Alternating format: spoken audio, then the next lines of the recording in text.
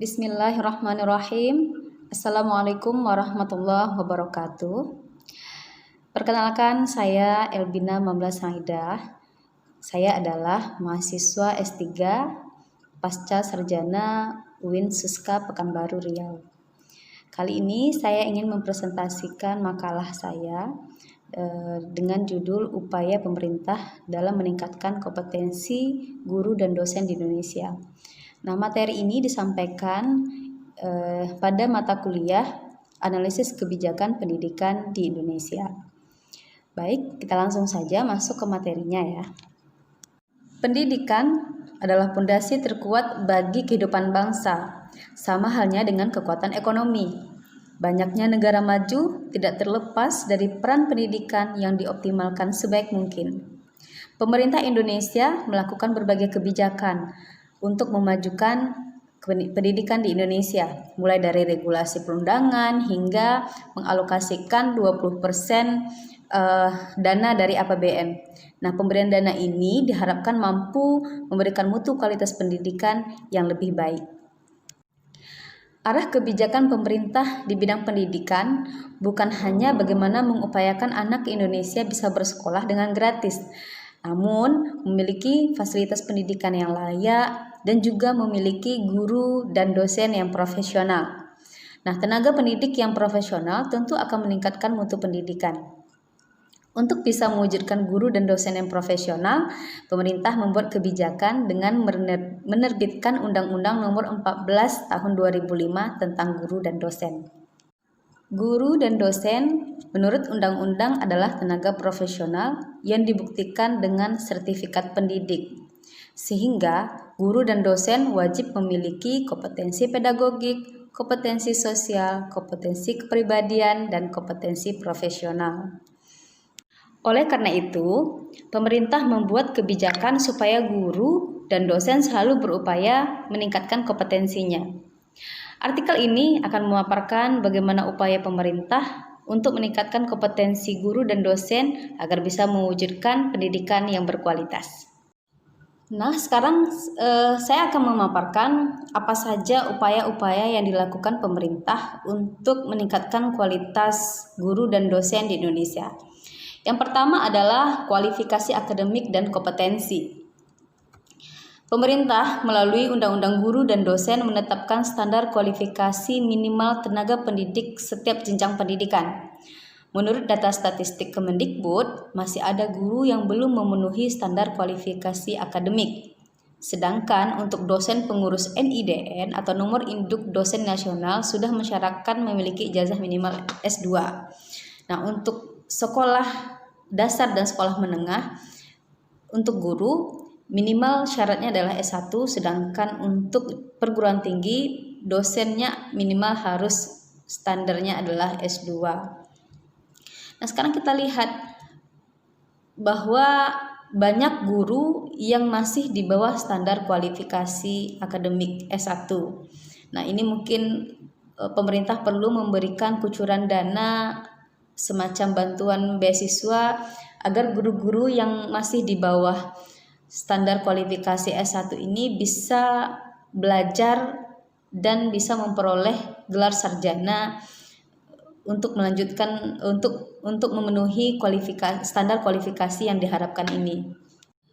Selanjutnya adalah meningkatkan kompetensi.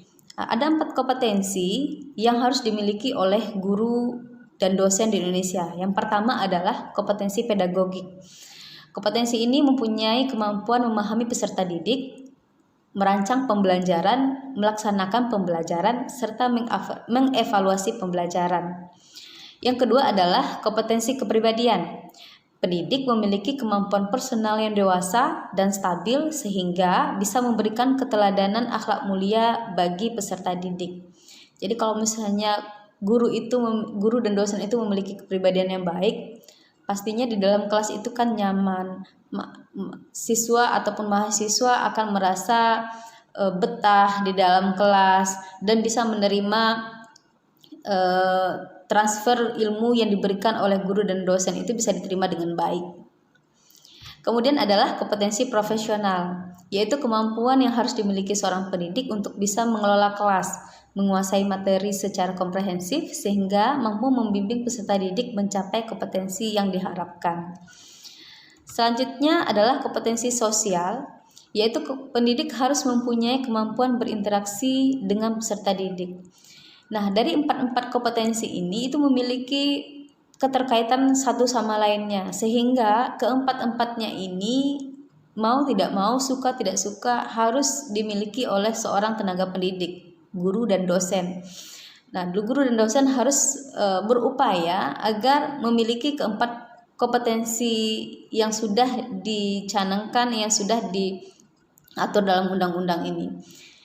Jadi kalau misalnya kita adalah seorang pendidik, maka kita harus memiliki keempat kompetensi ini. Karena apa? Karena menurut beberapa penelitian bahwa kompetensi guru dan dosen berpengaruh terhadap kinerjanya. Nah, bagaimana kompetensi guru dan dosen ini dilakukan? Yang pertama itu bisa dengan kolaborasi beberapa guru mata pelajaran dengan menggunakan lesson study, atau bisa melakukan pelatihan-pelatihan atau dapat supervisi dari atasan, kepala sekolah atau guru senior, dosen senior. Selanjutnya adalah upaya pemerintah dalam meningkatkan mutu guru dan dosen dengan memberikan sertifikat pendidik. Sertifikat pendidik sebagai bukti bahwa guru dan dosen tersebut sudah diakui secara profesional oleh negara.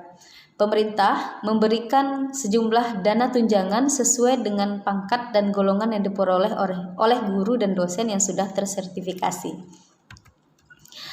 Nah, berbagai laporan penelitian menunjukkan hasil positif terhadap kebijakan ini, bahwa sertifikasi berpengaruh positif terhadap kinerja guru.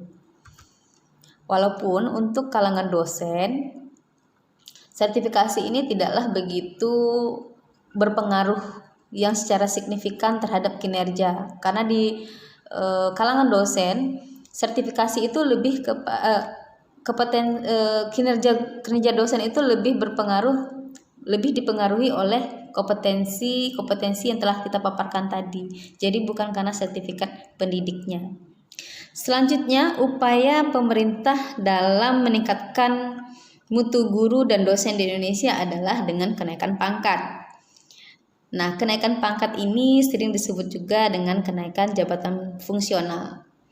Acuan yang digunakan dalam mengukur kesesuaian kinerja guru dan dosen diatur dalam peraturan pemerintah mengenai prosedur kenaikan pangkat dan angka kredit pelaksanaan tugas yang sudah dijalankan.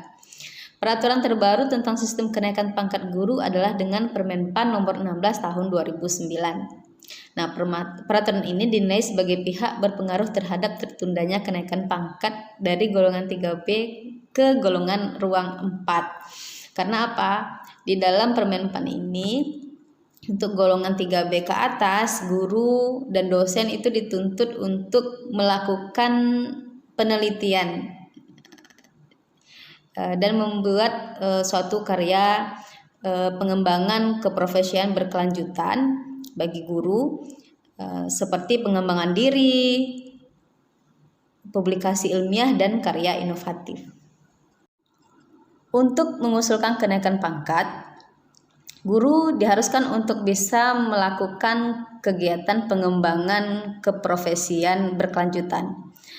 Nah, menurut Widoyoko ada 5 unsur kegiatan dalam mengembangkan profesi, yaitu pertama, menulis karya ilmiah, kedua, membuat karya tepat guna, ketiga, membuat alat demonstrasi peraga atau bimbingan, yang keempat adalah menciptakan karya seni, dan kelima, mengikuti kegiatan pengembangan kurikulum.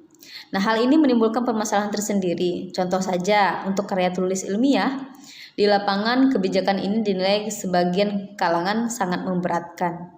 Apalagi dengan kualitas menulis guru yang masih rendah, lalu muncul berbagai pengabdian dalam bentuk pelatihan untuk meningkatkan kemampuan menulis bagi guru dan dosen.